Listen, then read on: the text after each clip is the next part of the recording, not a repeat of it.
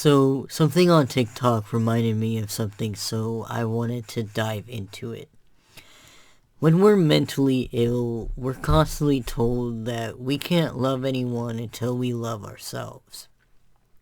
And that saying has always rubbed me the wrong way because it implies that you can't be with anyone until all your shit is solved. It's a cycle of radical isolation and independence. But there's two things wrong with that.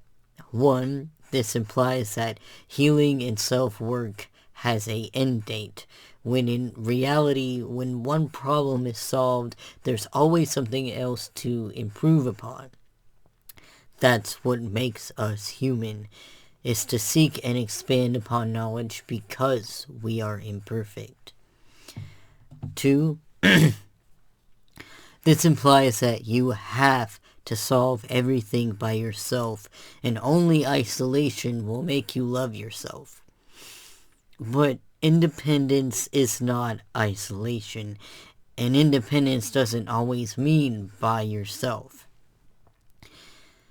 When I was a volunteer of DMC and learning about disability history, I learned a little bit about Ed Roberts. I remember one of the questions was, is he independent?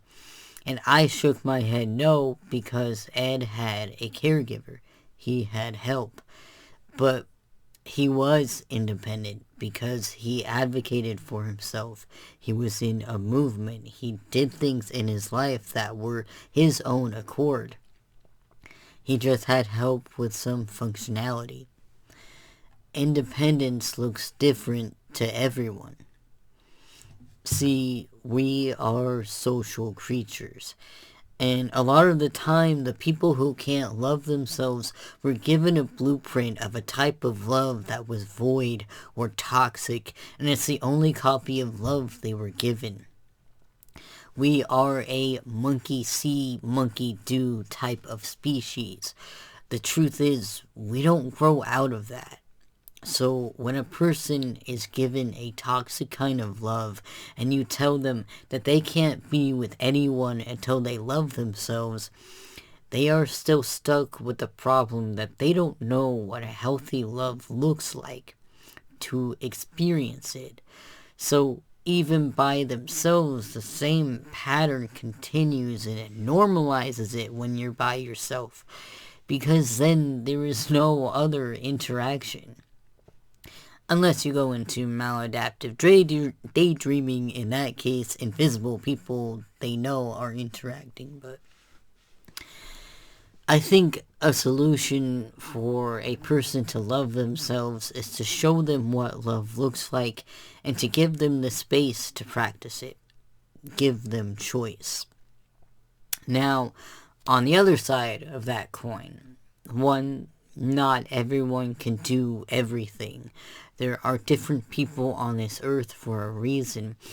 Everyone has something different to fulfill and to give, different roles to partake. To expect one person to be everything is unrealistic at best and impossible to uphold at the least. When you don't love yourself, the lines can easily blur from love to obsession and a crave for positive attention.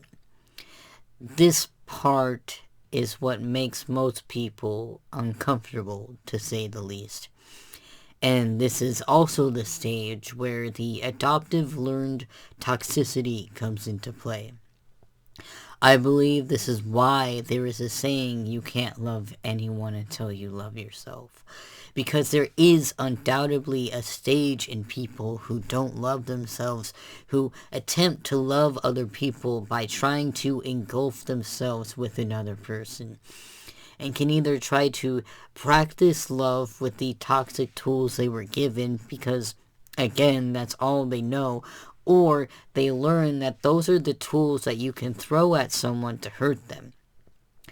It's exactly like a toddler having a hitting problem because they are frustrated with big emotions or because they have aggressive play. For aggressive play, You would have to show a toddler that hitting, sorry. For aggressive play, you would show to a toddler that hitting hurts, and not just physically, but emotionally. For frustrated and big emotions, you would redirect them into another kind of outlet that they haven't thought about. It's pretty much the same for people with a toxic love blueprint. Again, we do not grow out of communication and role modeling behavior.